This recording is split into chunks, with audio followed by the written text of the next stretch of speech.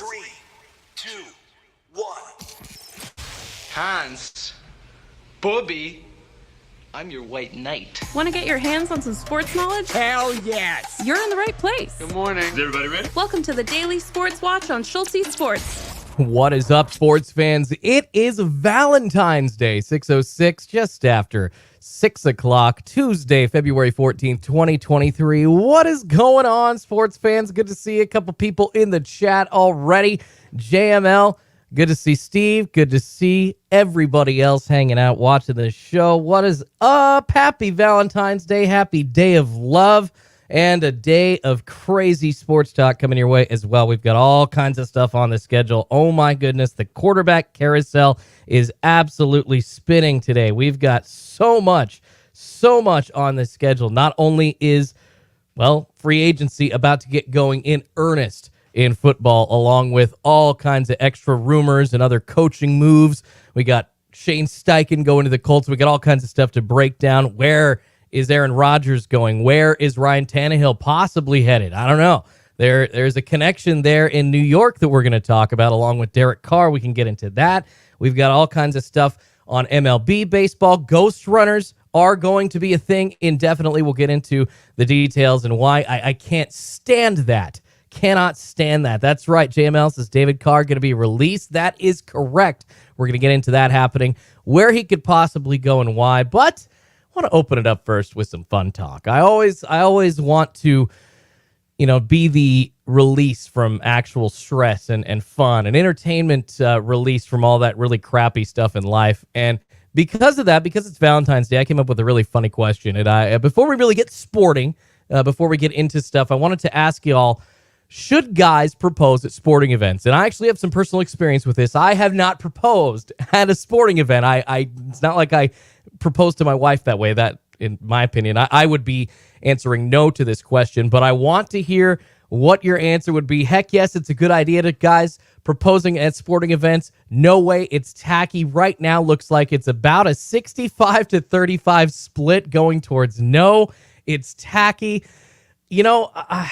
I've seen it happen personally, probably close to, I want to say 7 or 8 times, but I've facilitated this. And this is it's Valentine's Day. So this makes me think of, love is in the air, all kinds of sporting events combining things with people and couples and people in love, like the kiss cam. That always makes you laugh, right? But for me, my Valentine's Day connection with sports would be somebody proposing, because it feels like on every single Valentine's Day, you see at some stadium, NBA, NHL, anywhere, some couple or some dude is going to propose to his girl. Some couple's going to get engaged, hopefully on Valentine's Day at a sporting event. And what's up, Justin Wagner, Poke Lane in the chat, Jacob Jirac, Joel Sports Cards. I'm really going to try to remember to be interactive, you guys. I apologize. I am using a different live streaming software. So actually, JML could probably tell you a little bit about it. StreamYard, it's a lot different than the Streamlabs that I've been using. It's essentially just a different window that I got to get used to. So I apologize.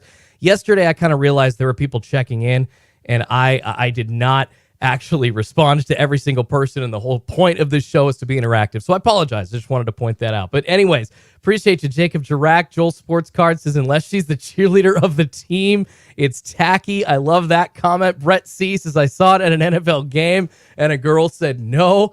That's just awful. So I've watched it, I think I said probably like 7 or 8 times, close to 10. And then I facilitated it because I was a MC for a minor league baseball team here in the Portland, Oregon area. I facilitated couples asking each other, most of the time, I think there was one time, I say couples asking each other, because there was one time the girl did propose to the guy, and he totally said yes. It was awesome. It was so cute.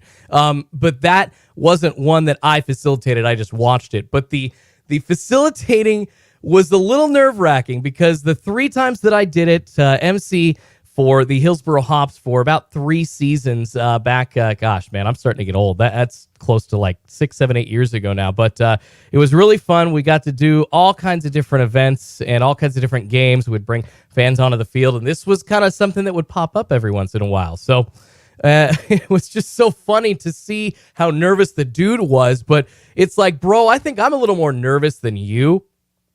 because if this goes wrong, it's going to be embarrassing for all of us. And that cringe, like, we don't want to feel that along with you. And I know, I mean, we've seen failed ones for sure. We've seen the failed proposals, and it hurts my heart. It really does, because the guy is all in on it. But that's the thing, is he's all in on doing it at a sporting event.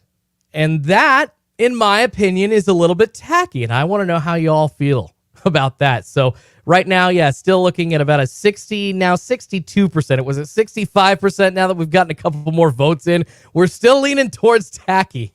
62% say no way, it's tacky. And I just get scared because I want love to blossom. I want couples to be happy together. I don't want that dude to get embarrassed in front of 5,000 people.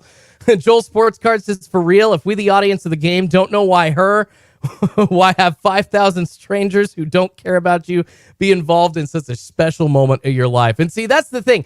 It doesn't make as much sense when you've got a massive crowd of thousands of people involved in such an intimate moment as it would like maybe your friends and family, or maybe a couple people, bestie, mom or dad, or somebody that helps facilitate that. But when you get an entire crowd invested, there's a cringe factor.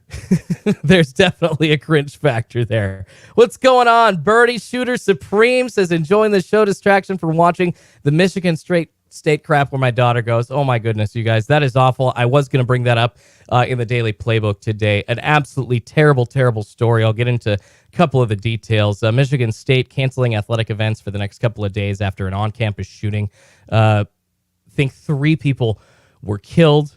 The suspect ended up being located by police and ended up dying from a self-inflicted gunshot wound. So we have some details on that, but I know that essentially that's taking away focus from having fun and entertainment and what we are here to do. And I would be remiss if I didn't mention that. So yeah, Michigan State, because of the terror on that campus that they've experienced, going to be closing all athletic events and all kinds of stuff going on their campus for the next 48 hours and suspending activities. So we can get into that, but I do want to keep it light. Happy to take it away from that for you, Birdie Shooter Supreme. What's going on? Trey says, good morning, Schultzy. 1-0 on your lock picks. Keep it going. Let's hope we can. We've got our daily DGen picks coming up at the end of the show today. It's going to be great. I think that I'm on a roll. We've got 1-0 on my lock and 1-0 on my lean already. This is awesome. I start the show, start a brand new format and betting picks that I'm actually tracking now, and I start 1-0 on both my lean and my lock. So hey, ride the Schultzy wave. You guys are going to make some money, right? And Doc Holliday talking about proposals. We can get back into that really quickly and kind of wrap that conversation up before we get into the daily playbook. Doc Holliday says, it's worth it if she says yes anyways. Miguel T says 90% of women will say yes under pressure. Numbers don't lie, people. Well, see, exactly, Miguel. That's not what you want to happen. You don't want to put the woman in that situation, man. And good for the girls that are going to stand up and be like, you know what? I ain't going to do that in front of all those people, because that is a hard thing to do. But, oh, man, that's just, it's either way. I fought in my brain, hey, you know what? Should I propose to my wife in front of people or not? And I ended up deciding, and let me know in the chat how you guys, if you are married or you're engaged, or if you are dating somebody and you want to ask them, hey, we can offer some advice here on the Daily Sports Watch today. It's Valentine's Day. We can offer love advice here on this sports show. It's fine. But I decided against proposing with people around. I was like, I kind of want to get people involved. And I had made this initial plan to do it big and do it like on the beach and do some big spectacle. But then I decided against it. So I felt like that was much better. I ended up doing it on New Year's Eve. It kind of broke my own rule that I had originally made, said, oh, you know what? I'm not going to do this on a holiday. I think it's dumb when people do it on holidays. But then I ended up doing it on a damn holiday. So, as cheesy as I thought that was, that's when I ended up doing it. And it worked out well. It was actually me calling an audible. I was going to do it on the rooftop of a nice hotel at a midnight celebration for New Year's, just kind of kissing at midnight and then pop the question then. But unfortunately, the party that we ended up going to was not. It's just like, when you expect something and then you get something else. It was not the setting that I wanted to propose to my future wife to. Did not want to propose in essentially just like a rave party. I thought it was going to be a much nicer hotel setting. It ended up just being like a fun overnight dance party, which is great, but don't want to propose to my wife there. So I went and I called an audible, proposed at like 12:30 a.m. on a bridge. And for me, that was much better, and doing it just with us than involving a bunch of people. But hey, you know what? Like I said, I have witnessed many, almost 10, like 7 or 8 at least for sure that I can pinpoint in my head, proposals in stadiums. I've facilitated 3, and the ones that I was facilitating, it was nerve-wracking. And that's why, I mean, it just has the air of being tacky, and it has the potential to go super, super wrong. Doc Holliday says, give a woman wine, she'll say yes. That is not true. Actually, give a man wine, he'll say yes. Men don't even need wine. They'll just say yes in half a second. Scott56, what's going on? Says, so Target isn't dropping anything today? LMFAO, congrats on the new Schultz show, Schultzy. I appreciate you, man. Yeah, no Target drops, guys. We don't have anything in the hot zone right now. Nothing happening, but we are talking sports and talking not only Ghost Runners sticking around in MLB. We got the quarterback carousel coming up. And actually, since it is, we've spent a few minutes now talking about proposals in stadiums, how awkward they are, how I guess potentially they can be cute, but I don't know. The potential's there, but the potential to go wrong is just so much worse. So I would stay away from that, and we can vote on that all morning. We'll check back in on this poll. Should guys propose at sporting events? Right now, 63% say no way, it's tacky. 37% say heck yes, it's a good idea on this Valentine's Day. But as we are on this Valentine's Day, February 14th, tons of news to get to. So let's get right into it with the Daily Playbook. Looking for the top 5 sports stories of the day? Can someone please tell me what's going on? Information is power. News. And boom goes the dynamite. Look no further. Okay, settle down, Spaz. It's the Daily Playbook on the Daily Sports Watch. Number 5. And help me out, audience. I am trying to mess with the audio levels, making sure that everything kind of works well and like it's all even sound-wise. So let me know if like anything sounds a little bit off and I'm a little loud or the music's a little loud, or let me know. I'd appreciate it. All right, number 5, Super Bowl 57 watched by 113 million viewers. The third most watched TV program ever. Of course, Kansas City Chiefs beating the Philadelphia Eagles in Super Bowl 57. 38-35 victory. If you lived under a rock, well, now you know this Tuesday morning, Valentine's Day, that was the score. Fox Sports reporting that this year's digital feed, and actually that's the way I watched it, averaged a record 7 million streams. 7 million people, including myself, watched the game that way. I'd love to hear how you watched the game. 18% higher than last year on the streaming numbers. Rihanna's halftime show had almost 120 million viewers. The SAP broadcast, the Spanish broadcast, achieved 951,000 viewers. That is a new record for a non-soccer event on cable television. The 2015 Super Bowl, New England Patriots v. Seattle Seahawks, holds the record for 115 million viewers for a Super Bowl overall. Pretty nuts, right? It's just crazy, crazy numbers. Doc Holliday says he watched it on television. Sounds a little low on the pre-recorded. All right, I appreciate it, Birdie. Thank you. We'll try to up that just a little bit, but they're supposed to be a little bit low. Trying to make sure I don't get drowned out by that. But thanks for letting me know. It's good to know. Sounds like it's off in my ears to what you guys are hearing. JML says he watched on Fubo TV. All right, number 4, Michigan State canceling athletic events for 48 hours after a campus shooting. Monday night, a fatal shooting occurring at Michigan State University. 3 people were killed, 5 others sustaining life-threatening injuries in the attack. The suspect located outside of campus, dying from a self-inflicted gunshot wound shortly after the incident. So all activities on campus canceled for 48 hours, including anything involving athletics. None of the victims' names have been released, and police do not know if the shooter was affiliated with Michigan State or not. Terrible, horrible, tragic, shocking situation. Sick of dealing with this. Sick of hearing about it. And I mean, I don't know. I just saying prayers up isn't enough at this point. Just sick of dealing with it. All right, number 3, NBC. This is huge, guys. This is huge. We might get Round Ball Rock back again. NBC preparing to make a huge bid for TV rights to NBA basketball. NBC Universal, a subsidiary of Comcast, looking to get NBA basketball back from Disney and Turner Sports.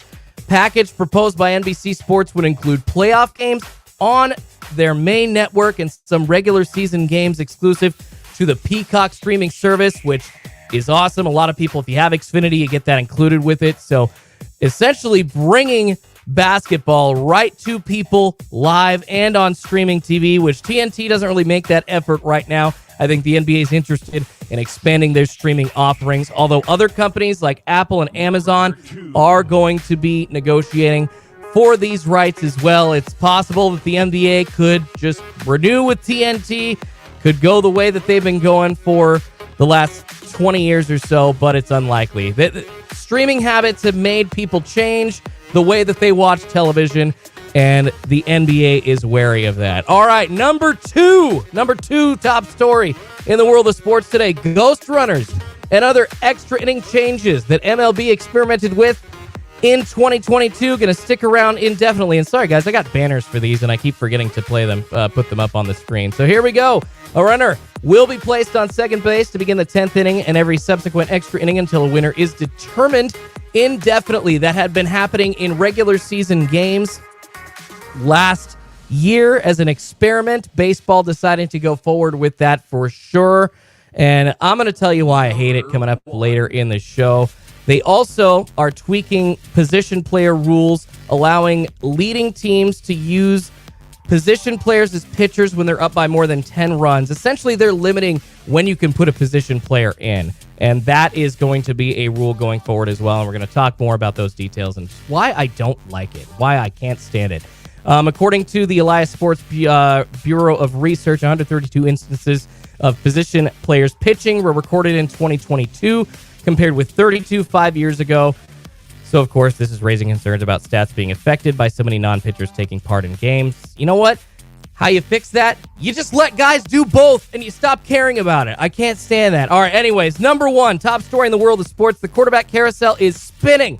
Derek Carr expected to be released today after refusing a trade to the Saints over the weekend, or I think early morning yesterday is when that officially happened. We thought it was going to be released yesterday. It just didn't happen. At least we talked about it in the daily playbook, but it just means that he's getting as much money as he can, taking care of himself, and he should. Also, Lamar Jackson and the Ravens have not had any contract talks since last offseason.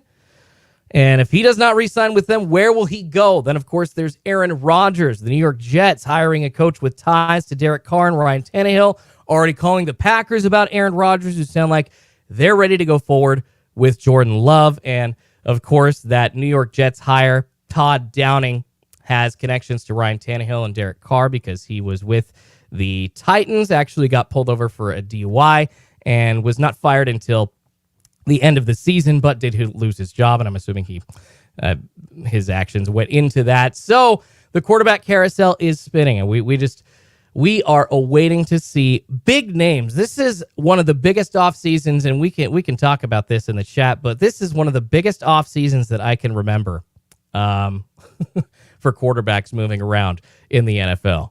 I'm trying to think. I mean, I don't think that Matt Stafford being traded for Jared Goff equals this. I just don't. This is massive. I can still hear the music for the intro on NBC. You know, Steven, if it sucks because I don't have the licensing to that. If I did, I would absolutely play it. And going back to the Ghost Runners, JML says Ghost Runners are absolutely deplorable. And Google buying Sunday Ticket was a stroke of genius, says JML. Also, exactly. So we're talking about a couple of different of the top 5 stories of the day. That's the thing about streaming, and we can hit on this before we get into our next segment, which is going to be Schultzy's World. Going to update you on my favorite teams in the world of sports. We got a lot going on with the Blazers, and of course with baseball starting. Kind of just wanted to review what I think of the Mariners and how their offseason moves went. I didn't like a couple, and I'll tell you why. Actually, one specific one, and I think you all, if you're fans here of the channel that was originally Schultzy's Card Pulls, you know exactly which move I didn't like. That's a nice tease for you. But going back, yeah, the streaming rights going now probably from TNT or TV rights, I guess you should say. Gosh, I'm already referring to it as streaming and not just TV. Because going from TNT to, I'm hoping NBC, I'm hoping we get Round Ball Rock back. Because now in 2023, the way people consume television is just different. I mean, when I think back to when I was a kid, you guys remember that guide on TV? I'm 33 years old, going on 34 here. Actually, my birthday's in 4 days. Crazy. But going on 34, remembering the guide from channels 2 to 70 that you essentially had to let scroll through and tell you what was coming up here in the next 2 hours, which now we have all at the click of a button on whatever app we're watching if it's live TV. That's how people used to consume television. You also had to check the damn physical TV guide back in the day. You literally had something to pick up and read, flip pages through and be like, all right, where's the program that I want to watch and what time is it on? Now we know immediately because of our phones, and we can watch it immediately and whenever we want, wherever we want, because of our phones. That is huge for the NBA, especially after the money that they've lost in China. We'll not talk about that. But, of course, a big business like that, trying to get every dollar they can, and JML's right. Big decision for Google to buy Sunday Ticket. Stroke of genius, putting it on YouTube TV, essentially, and that I really hope that that's what NBC does with these streaming rights. What's going on? Cheyenne Ams says, hey, brother, it's Jeremy Schultz from Michigan. Appreciate you. I love it. See, man, I wish that you came in and exposed this during the Sports Card Weekly segment that we had going on yesterday. So every Monday, if you go back and listen to the show or watch the show from yesterday here on Mondays on Real Schultzy Sports on the Daily Sports Watch, we've got a segment called Weekly Sports Card News, and it's essentially just updating you on the latest releases and everything going on in the world of the hobby of sports cards. So anybody that says, oh, Schultz, you're abandoning us, you're leaving us, it's like, I'm really not, you guys. I'm right here. I just right before I came on this morning, I read a comment that says, Schultz, you're turning your backs on everybody that supported you. It's like, I'm still live. I'm actually live 4 days a week, and I am here talking sports cards on Mondays. So pretty crazy. So yeah, pretty funny. Wish you came in with that bit of expose yesterday, but it's all good, man. I appreciate you. Mansa Chill says, I remember that guide channel talking about streaming services. Yeah, no kidding, man. That guide channel was just, you had to let it scroll through. It was slow. Nothing was worse, Matt Chapman says, than waiting 5 minutes for the channel to come up and then missing it. Yeah, then you had to wait through it again and watch whatever crappy program. They usually had like some HSN type of thing where they were selling stuff going on, or they basically had a preview of whatever lame movie that they wanted to show on there coming up. It was essentially like a mini Tonight Show with just crappy, lame movies coming on. Hey, what's the scoop with Target? Do they restock or just random now? You know, that's a good question, Daniel, and I'd be happy to address that. Target essentially is done, I think, with early morning restocks. They have gone to doing all just random, whenever the hell they want, whenever they have people there to do it, and really they don't need to do early morning restocks anymore. It's because people stopped caring about the release numbers. I mean, I don't even know how much is being printed at this point, and honestly, the overprinting, the price gouging that happened in the hobby, along with everything coming to a head inflation wise and everything going up price wise for a lot of other people, unfortunately, really did a number on retail. Really did a number. June says, Schultz, is Ant-Man going to play in the All-Star game? I have not seen. I saw that Damian Lillard was going to be on the All-Star Western Conference roster. I did not see anything about Ant, though. I know Anthony Simons is... No, he's a third-year player, so no, he's not going to be playing in the young kids game or whatever the hell that's called now. But Western Conference All-Stars roster, let's just answer that for you, June, really quickly. I don't think so. Just too many good players. So no Ant, unfortunately. No Ant from T-Wolves heaven in the All-Star game happening this year. But that's going to be soon. Sorry about that, June. But good question. Good question for sure. What killed retail, JML says, was the lack of autos, hits, and not doing mega boxes. That, too, exactly, with the overprinting and also the watering down of everything, taking away the sexy boxes where you could get hits. Because, I mean, I understood. If you want to talk about reselling boxes, I kind of understood why mega boxes that had an autograph in them, mostly guaranteed before 2021-ish, I understood why those were reselling for like, well, $150, $200 or more on the market, because that's essentially a mini hobby box, a light hobby box. And then those companies that are printing them figured that out, and they're like, well, we just need to actually make the hobby boxes more expensive if we can and stop printing mega boxes altogether. So very stupid. Very stupid. What's going on, D's Nuts? Let's hope all is well, man. Ant-Man got snubs to Scott 56. And yeah. So as we talk about my favorite teams here in a couple of minutes, transitioning to that, remember that, streaming services here in 2023 are controlling the way that we watch TV, and they are going to own all these sports rights soon. Ghost Runners suck, and we'll get more into that here in a couple of minutes, and retail sports cards are absolutely dead. But we've got much bigger news to fry. Sports cards, they're moving along. The hobby is doing fine. The hobby side of cards are doing all right, but we've got the quarterback carousel moving today. New York Jets hiring somebody connected to Ryan Tannehill and Derek Carr. Personally, this is just my prediction. I'll give this now before we get into talking about exactly where the quarterback carousel destinations are. I think Derek Carr is going to New York. I think that is the best fit for him. I think it's somewhere that they've got some talented guys around him to place. It's a good market. He's been in a big market already. I mean, Oakland to Vegas, that's what I say is a big market, man. When you make that switch, that's huge. You got to be the face of a franchise making that switch. That's huge. He's ready to be in New York as the face of those Jets.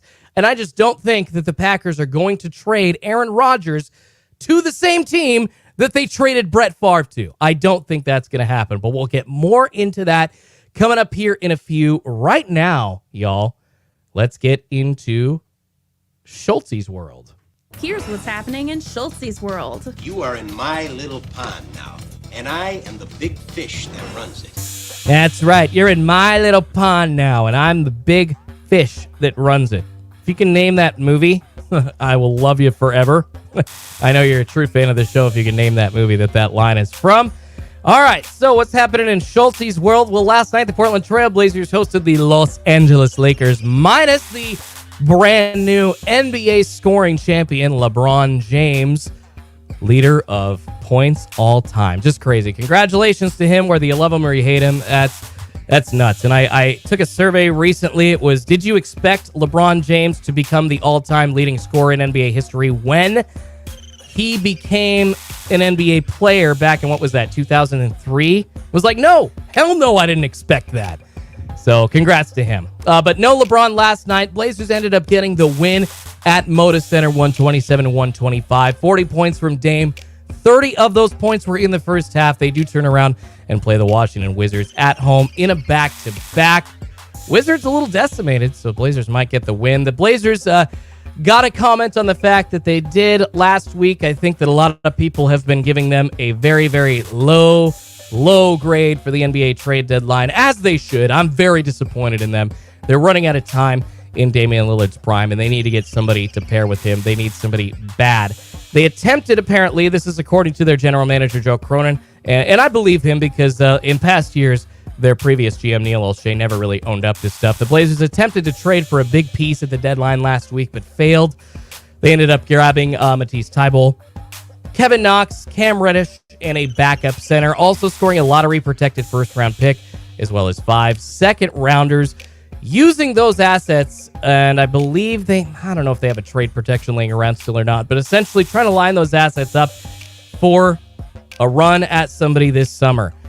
That doesn't really spell anything good for the Portland Trail Blazers' future, though, in my opinion, because they can't ever get anybody through free agency. It's going to have to be some kind of crazy trade on draft day. It's going to have to be some kind of stupid sign-and-trade deal that another team is willing to do. I mean, essentially, think like Sam Presti originating the sign-and-trade with Rashard Lewis back in the day, going to the Orlando Magic and actually getting assets. That's essentially what a team's going to want to have to do for the Blazers to get a star player at this point.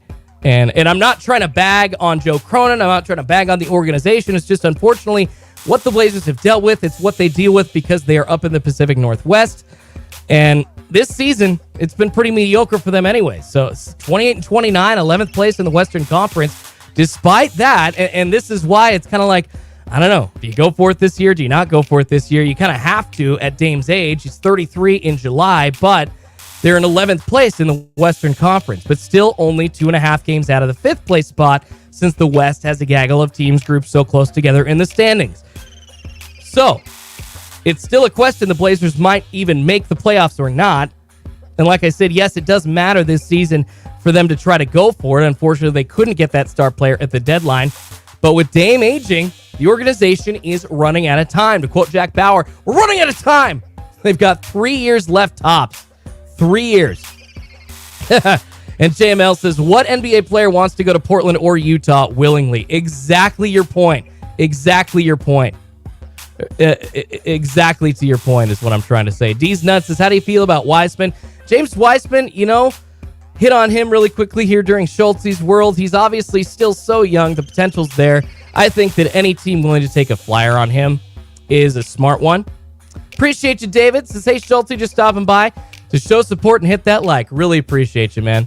So I think Wiseman going to, I think it was the Pistons that acquired him at the trade deadline. Great trade. Smart trade by the Pistons. And I think that they see something in him that a coach there can work with, that they can transform into, NBA caliber talent. And like I said, he's still so young.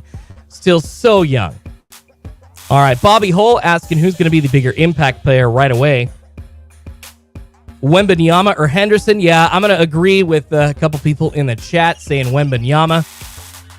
He is going to be something special, man. Just the length on him and the skills that he has coming over from the Euro game. No, it's not even going to be a question.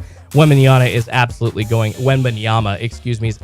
going to be the impact player coming over, and he's going to make a splash next season.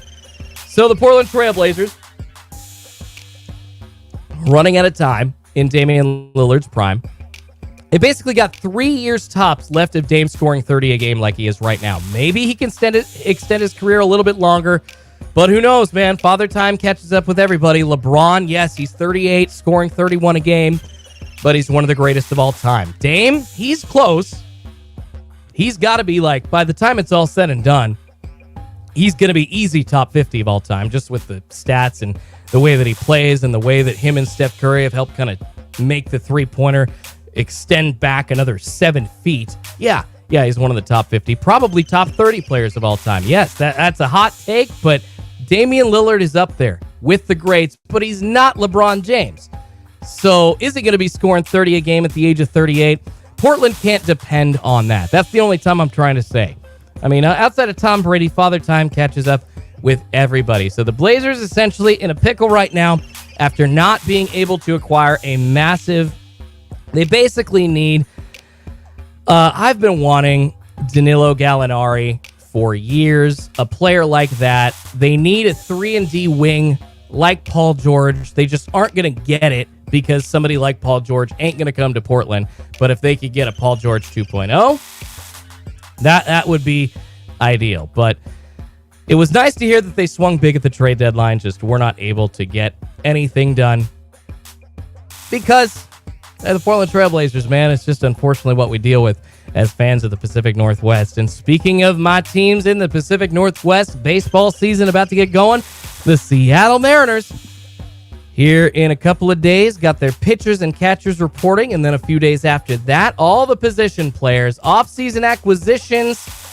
Well, they were pretty loaded. Teoscar Hernandez brought in to play outfield. Colton Wong coming in to play second base. That was definitely a question last year for the Mariners. It was originally Adam Frazier, but he kind of ended up platooning in left field with some injuries they ended up having. Rotating guys around in the outfield and second base. It ended up like Dylan Moore and a couple of minor leaguers and other infield replacements at some points were playing at second base. So Colton Wong coming in to take over that position and establish a regular, playing 160 games there. Already mentioned Teoscar. Couple of bullpen arms as well. Kind of highlighted the Mariners offseason. And the move that I really like the least, and one that I haven't mentioned yet, and this is why, it's because they paid AJ Pollock $8 million. $8 million to an aging outfielder to come in and platoon with Jared Kelenic in left field. And I'm going to tell you why I don't like that here in just a second. But I got to respond to Adam Bomb Breaks in the chat. Says, the Big Dumper, what are your thoughts on Cal Raleigh and possible progression this year? You know, Adam, I love Cal Raleigh's swing. The dude just... he hits homers. He hits dingers. He's the big dumper because he dumps it out into the outfield seats. That's what he does.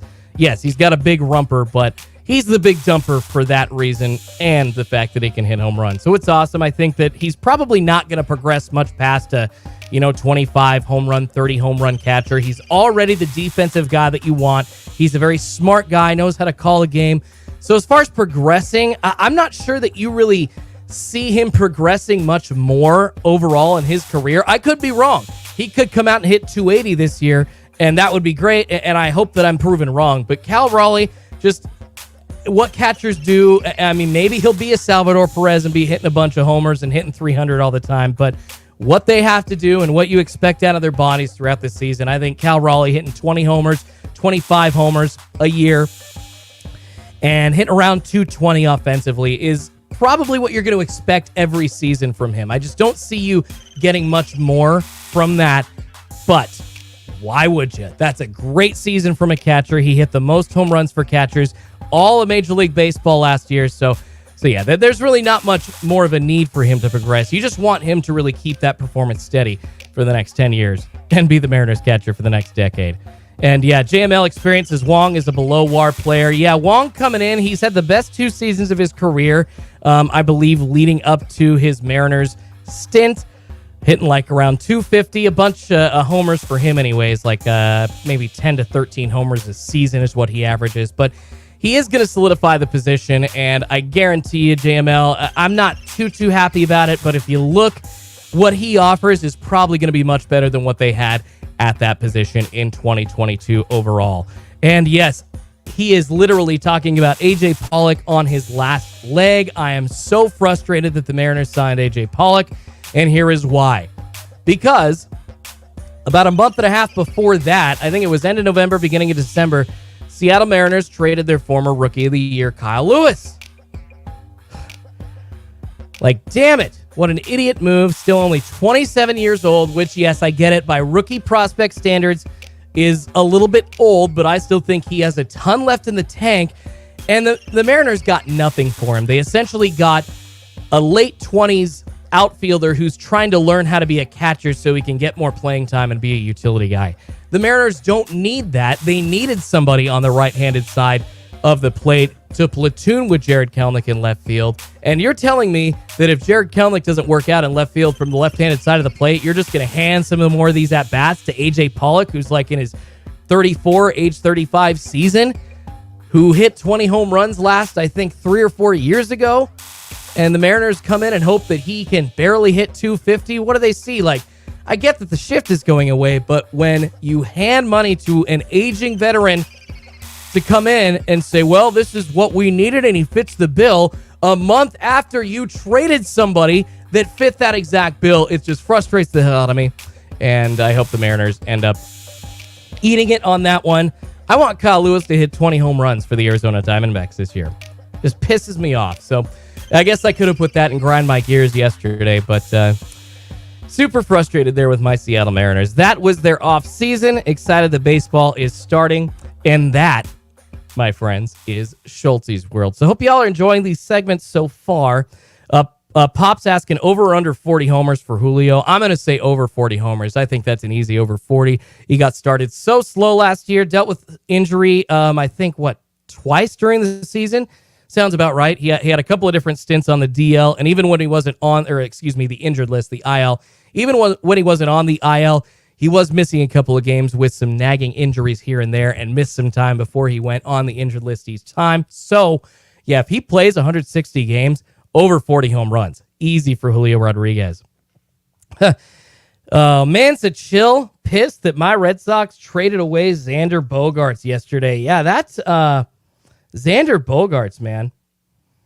Xander Bogaerts is somebody that I really wanted for the Mariners, but unfortunately they just did not have the pieces, I think, or did not want to trade some of those pieces that they have sitting in the minor leagues. They still have Henry Ford, they still have others, but they got some guys sitting on talent that they think maybe can affect them in the next 2 or 3 years on the field, on the Major League Baseball field, as opposed to through a trade. And they already, with that Colton Wong trade, JML, I know that you were saying earlier that was for a below WAR player. You're not wrong, but what they gave up essentially was nothing. It was Jesse Winker, and Abraham Toro, a bench player. So I think the Colton Wong trade was one of Jerry DiPoto's better trades. Oh, yeah, Xander was a free agent. Yeah, he chose not to play for the Red Sox. Yeah, it's like trading. Like, no, didn't he sign with the Padres? Yeah. Like, that's... he signed like a massive deal with the Padres. Yeah, sorry about that, guys. Just so many things flying by my head. I just totally flubbed that one up this morning. What do they do at the end of PTI? Here's your error sheet. Here's where you screwed up. Schultzy, that's where you screwed up. You're an idiot. You forgot that Xander Bogaerts got didn't get traded. He just signed in the offseason as a free agent. All right, and as we are talking baseball from my Seattle Mariners and Schultzy's world, I think it's a perfect time to transition into the new Ghost Runner rule in Major League Baseball. I really, really hate that it's going to stick around. So let's check this out, guys. We talked a little bit about the details. Ghost Runners and extra inning changes that MLB was experimenting with in 2022 are going to stick around indefinitely. That is going to include a runner being placed on second base to begin the 10th inning. This is the Ghost Runner, and every subsequent inning until a winner is determined. That is during the regular season only, though, so we still can see long, massively like 18, 20 inning contests in the playoffs like the Mariners and Astros played in the ALDS last year.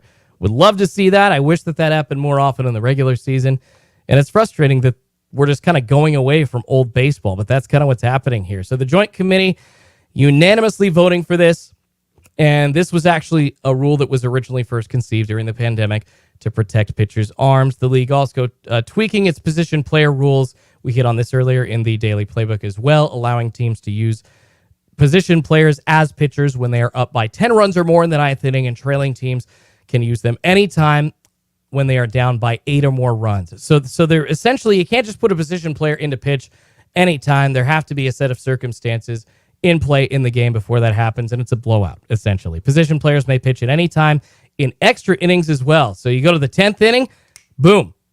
Those rules go away. Position players can pitch, and obviously that's more of a necessity if you run out of pitchers and you need somebody to take the mound. Lots more people taking the mound as position players. Elias Sports Bureau noticing that 132 position players pitched in 2022 compared with back in 2017. It was only 32.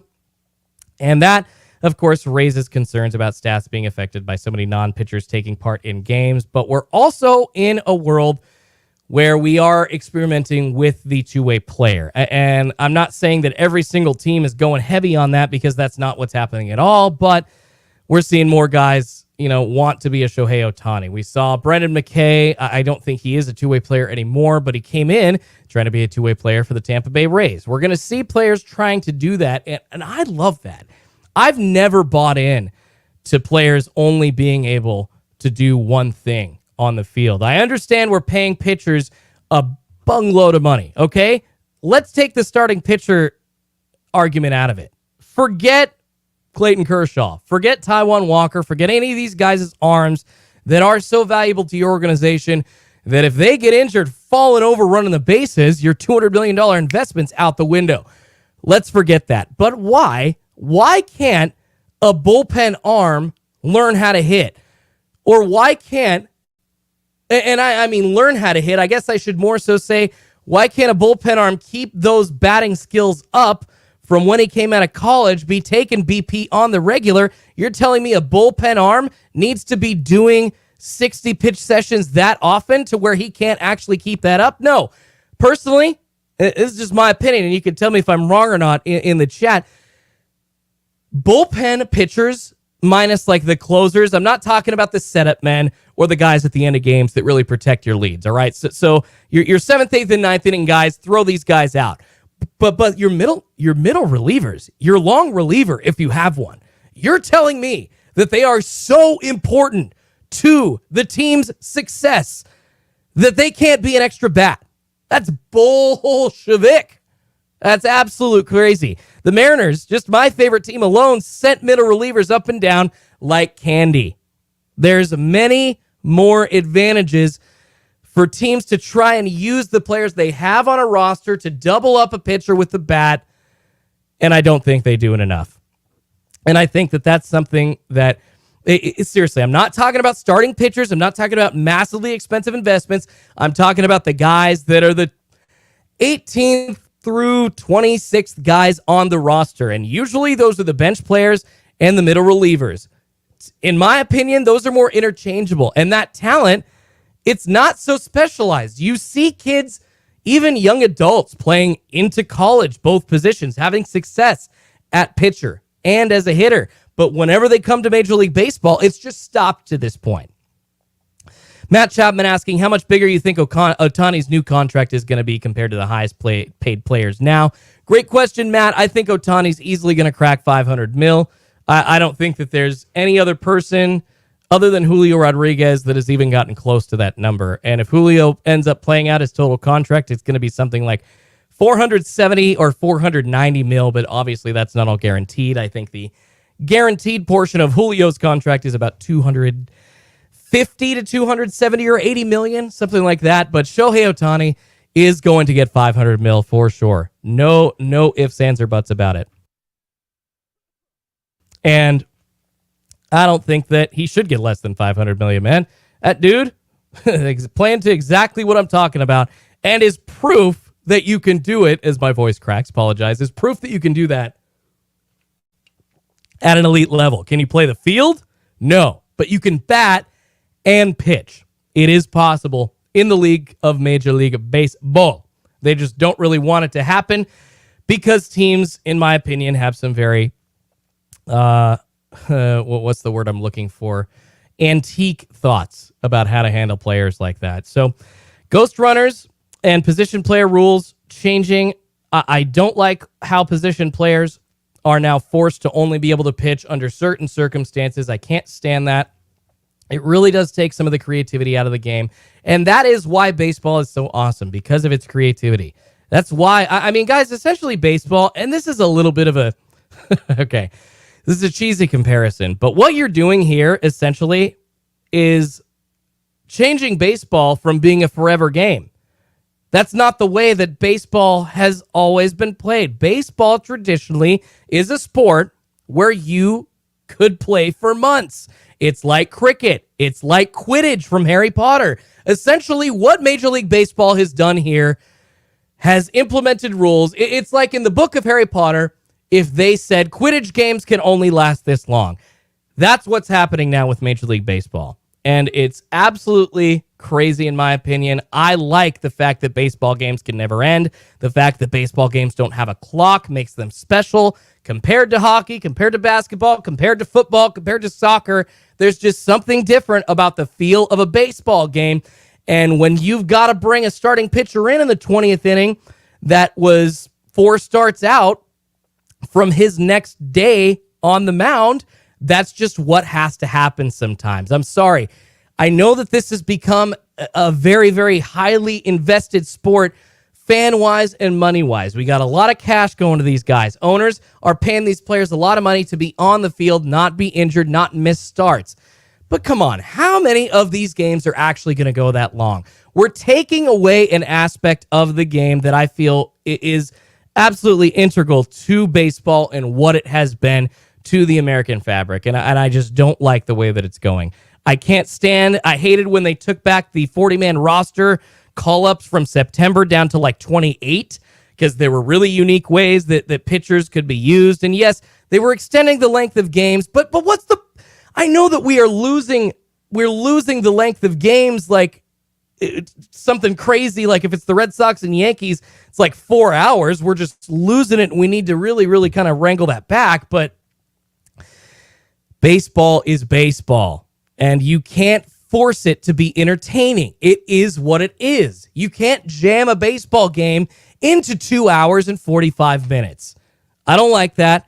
I don't like the mindset about it, and I don't like how the league has been going about trying to make that happen. So that's essentially what this Ghost Runner rule does. I hate it. It's not a real player. That's not a real run. It seems very middle school-esque to me, very Pop Warner-like. It's not a professional way to settle a game. As JML just says, exactly, baseball is supposed to be a chess match. And this takes it from being a chess match more into just being who can run into the wall first. And that's not what it's supposed to be. So that's kind of my take on ghost runners and why I don't like them. I can't stand the way baseball's going. I mean, despite me loving these new age management techniques like Moneyball, you can kind of tell I'm an old school sports fan. The game of baseball, I sound like such an old fuddy-duddy when I say this. The game of baseball is changing way too much. Way too much. And that's why I don't like ghost runners sticking around in Major League Baseball. Okay, the quarterback carousel.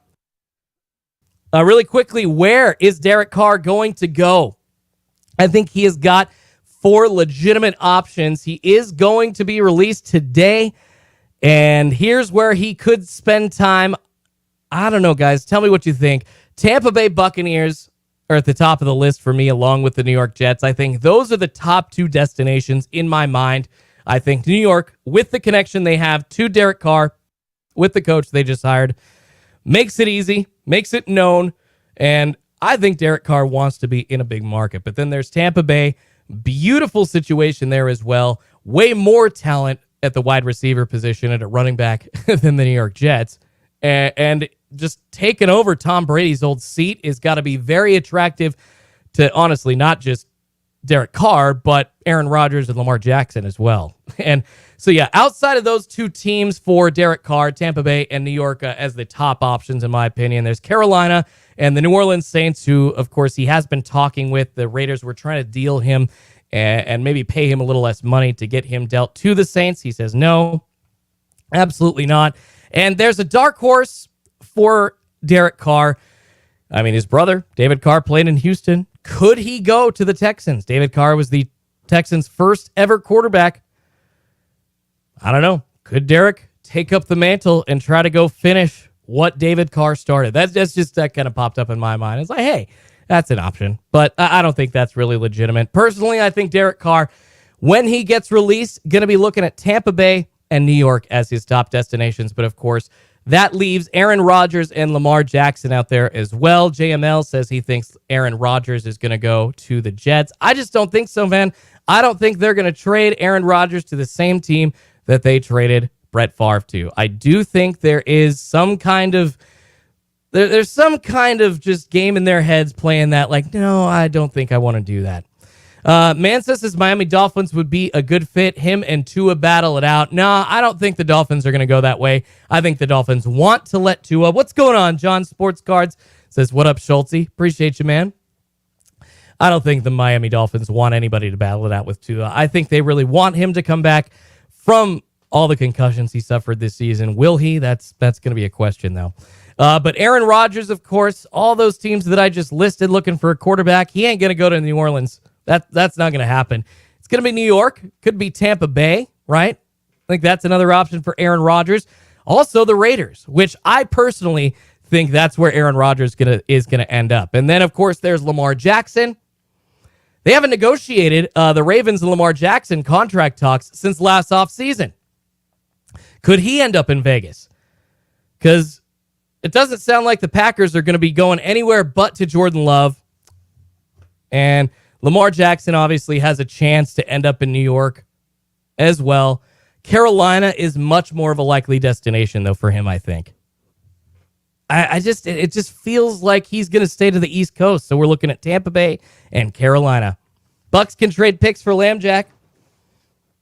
That's very true. Jason Ham says, I don't think he told the Saints, don't trade for me. I'll come after I'm released. Or I think he told the Saints, don't trade for me. I'll come after I'm released, says Jason Ham, checking it on the text. I think that's a legit possibility. Maybe he likes that situation so much that he wants to go. It's not like the Saints are a dry team as well. They got a lot of weapons. So the quarterback carousel is turning today. So many teams.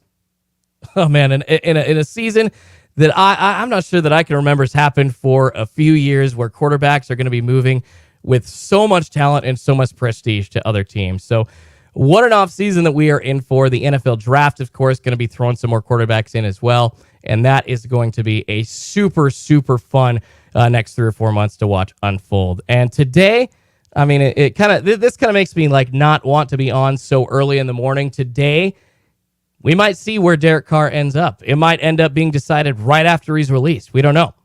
But the quarterback carousel is spinning. All right, let's get into one of my favorite segments of the week called Would You Rather? Let's play Would You Rather, a sports edition. Sometimes in life, the hardest decisions are the toughest.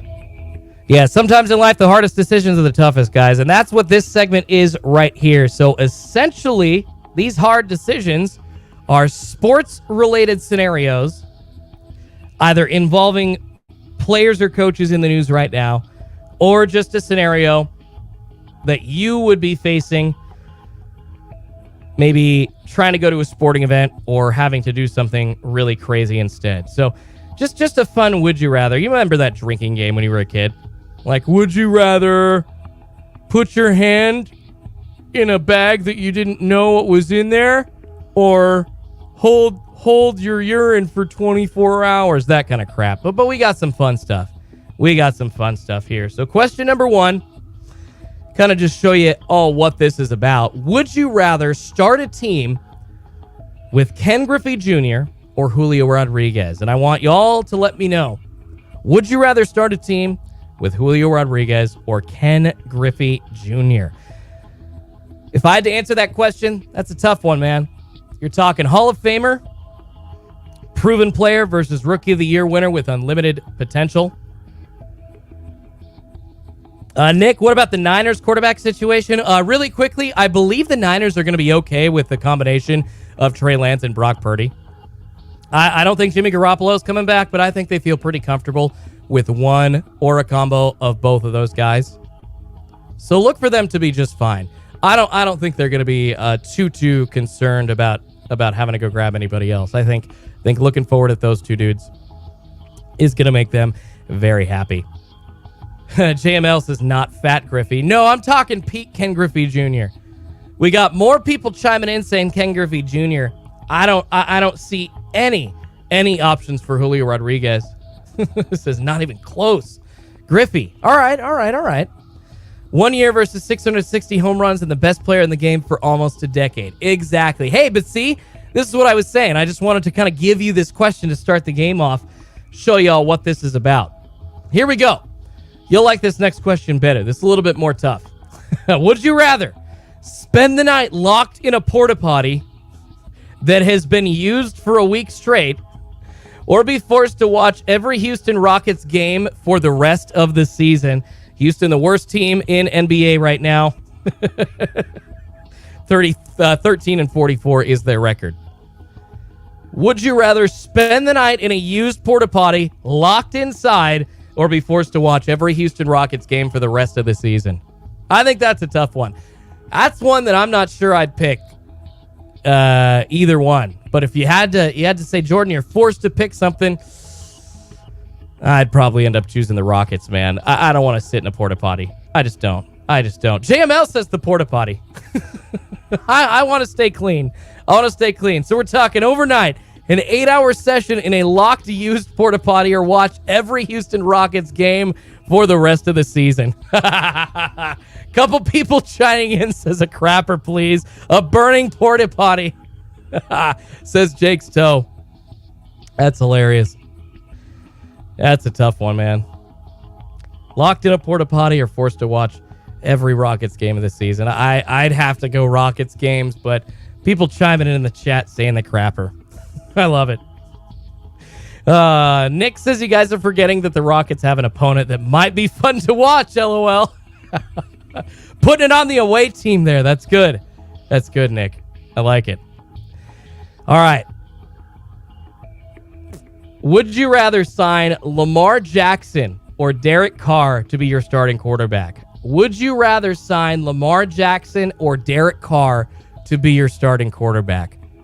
To me, and I'm just going to say because of his injury history coming into play this year, not being as healthy recently, the potential for him being a more mobile quarterback leaves him out to be injured more.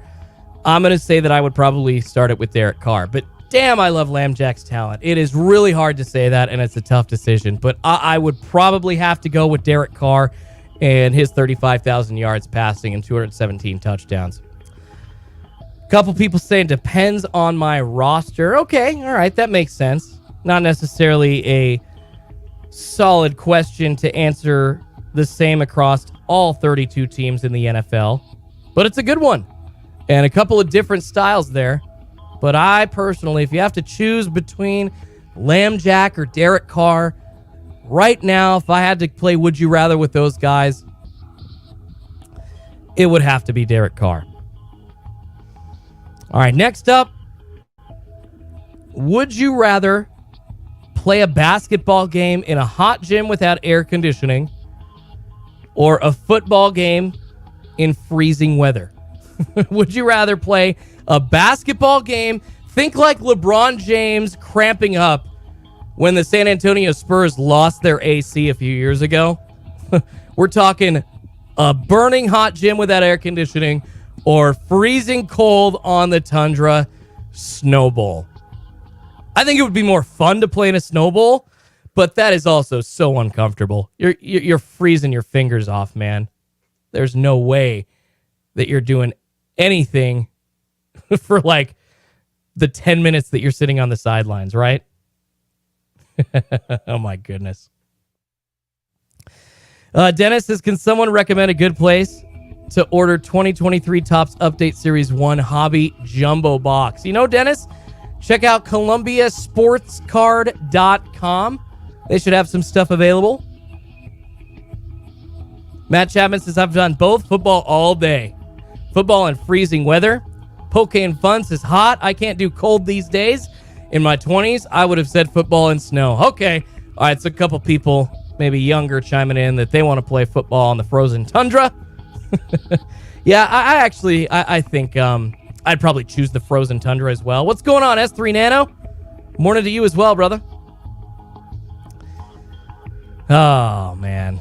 So would you rather spend a game, playing a basketball game, in a hot, unair-conditioned arena or a football game on the frozen tundra? I don't know. I think I might divide this one a little bit, but seems like more people are leaning towards the frozen tundra. Yeah, I think in my younger years I would have said that, but as I get older, I get too cold too easily, but I get too hot too easily as well. That's why this is such a tough one, man. Such a tough one. Zach Sports Cards and Collectibles saying Lamar and wish he would come to Atlanta next year. Yeah, you think the Falcons are going to try to grab somebody like that through trade? Can they grab Lamar Jackson through trade? That's a good point. Good question. All right, final would you rather question. Would you rather be the head coach of the Indianapolis Colts or the Arizona Cardinals in 2023? Which team would you rather coach in 2023? Yeah, Poke and Fun says no heater on the sidelines either. Yeah, we're talking frozen tundra, no heater on the sidelines because you can't get air conditioning relief in a hot stadium. Not possible. Yeah, Zach says football in freezing weather is fun. Okay, Dennis, good to know. I will try to let the owner know, hey, you got to put all your other baseball stuff up. But he should have other baseball boxes up. Maybe he just doesn't have them up because they haven't been released yet. Technically, because it hasn't been released, hobby releases are tomorrow. So if you want to do a pre-order, you can probably go to Steel City and DA Cards are the two biggest ones online, but I just don't know how happy people are getting boxes from them. All right, Matt Chapman says he would rather coach the Colts. See, that's a tough one, but I like the weapons that Arizona has. Still like Kyler Murray. Yeah, I'd have to choose the Cardinals on that one. That's a tough one, but I think I'd have to choose the Arizona Cardinals. What's going on? Eric says you get out of sports cards totally, Schultzy. I still have, I'm still collecting, and I still have actually a show or a weekly segment on this show every Monday called Sports Card Weekly, just doing news, latest sports card releases and what's going on in the hobby. So not totally. I just, going forward for me, I needed to experience the hobby as more of a collector, not as a content creator. And I'm going to be a content creator talking about exactly what I want to talk about, which is sports going forward. So funny, man. I see on Get Up right now, these TV shows. Has Aaron Rodgers played his last game with the Packers? Yes, he has. It's obvious. It's obvious. Nick Neubauer says Cardinals. Nice weather. There you go. That's an easy decision, too. Pokane Fun says Cardinals. I still think Kyler is a generational talent. All right. And that, everybody, is our sports edition of Would You Rather. Hope you enjoyed it. This has been a fun show so far. Talking a lot of Lamar Jackson, Aaron Rodgers, Derek Carr, ghost runners in Major League Baseball. Why I hate them. Man, I do sound like a fuddy-duddy when I say that. But to wrap up the show, we've got, and I think this is going to be your favorite segment every day, my daily D-Gen picks. He's a degenerate gambler. Cold hard cash. All right, daily D-Gen picks here on the Daily Sports Watch on Real Schultzy Sports. Got to get into the lock of the day and the lean of the day. If this is your first time on the show, essentially I give two picks every day. A lean of the day, something I think could be happening, and something you could make money on, and a lock of the day, which I think you will make money on. But, of course, this is just for entertainment purposes, not gambling advice, all that kind of stuff. I gotta say that legally, or whatever the hell you're supposed to say. Something like that. But essentially, give you something that I'm feeling okay about and something I'm feeling really good about. We picked a couple of NBA games last night. I actually picked a couple of NBA games today. In my lean of the day, going 1-0. Pretty happy with that. Yesterday, picking the Lakers and Blazers to go over 238 points. Lean hit. Blazers won 127 to 115. That was a 242-point total. So, yeah. All right, 1-0. If you bet that yesterday, you made some money. Hope you did. And 1-0 in the lock of the day as well. Picked the New York Knicks yesterday, 2.5 points over the Brooklyn Nets. They won 124 to 106, covering the 3-point spread easily by 18. Appreciate your Redhead Attitude. Says, made my morning go by a little faster. Thanks. You are so welcome, Redhead Attitude. Anytime. Scotto says, can we please get a daily Schultzy rage rant from our White Knight? I mean, I'm not raging about anything right now. It's a little hard. I do. If you want the rage rant, come on Mondays for What Grinds My Gears. That's when I give you the rage rant. I've got you at least getting a weekly rage rant, Scott. At least get you a weekly rage rant. So, yeah, 1-0 on both the lean and lock of the day. Celtics over the Bucks. Today is going to be my lock of the day. Let's give that one first. Lock of the day, the Boston Celtics and Milwaukee Bucks over 226.5 points. And here is why. I really think that those guys, Boston Celtics being those guys, as the fourth best team offensively in the NBA, are going to be scoring a ton of points tonight. They're one of the best three-point shooting teams in the league. I think they're like 5th or 6th in three-point percentage. They're up there. And then you got Milwaukee on the other side of the coin. Giannis and Drew Holiday, their top two scorers. Like 51 or 52 a game just between those two. I think the over here is kind of a low number, 226.5. So the lock of the day for me, Boston Celtics and Milwaukee Bucks over 226.5. 227 or more will win that bet for you. Lean of the day. Another Blazers game pick today. But I'm going with what I know for you, and I think Damian Lillard is going to be under 36.5 points when the Blazers host the Washington Wizards tonight. Here's why. The Blazers scored a ton of points last night.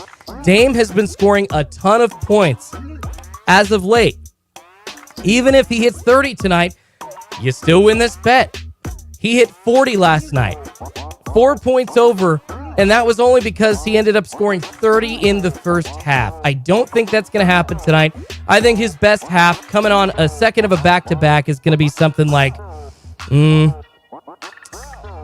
probably 20, 25 tops.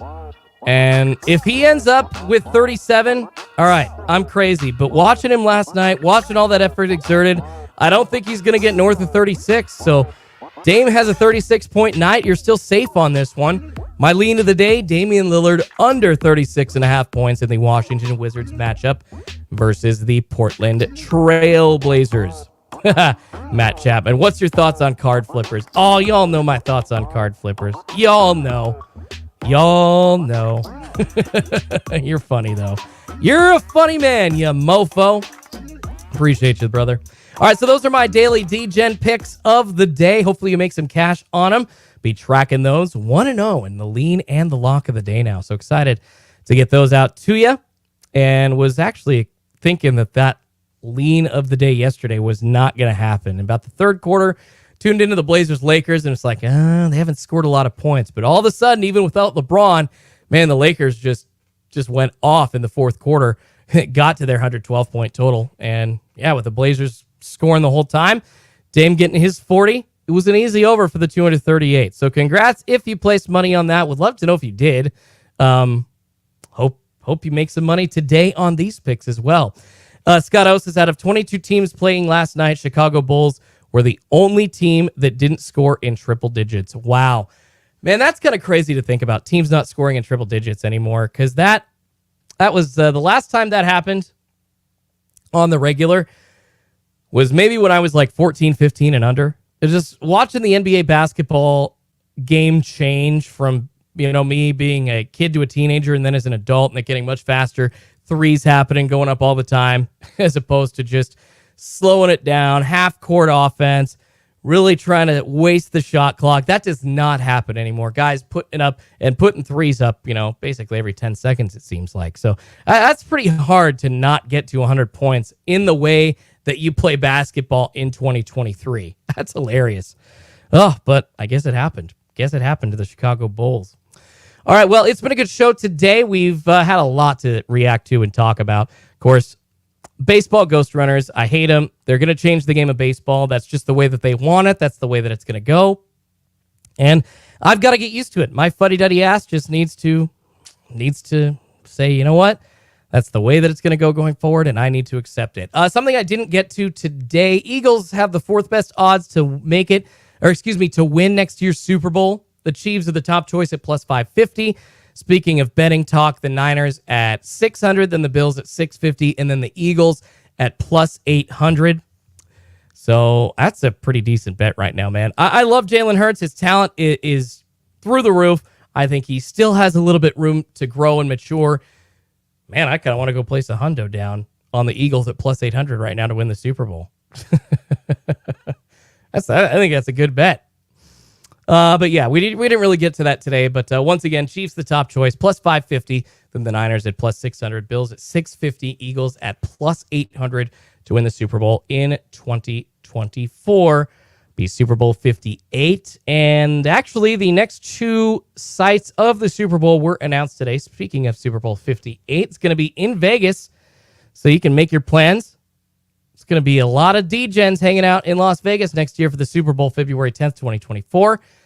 And then at Caesars Superdome in Nolens in 2025 for Super Bowl 59. Of course, Vegas hosting the Super Bowl in their new home of the Raiders. First time they ever host a Super Bowl. That's going to be nuts. Man, D-Gens are going to be overloaded for that weekend. It's going to be awesome. Hell yeah, baby. All right. Well, it's been a fun show, guys. Appreciate you. Hope you're enjoying it. Tell a friend.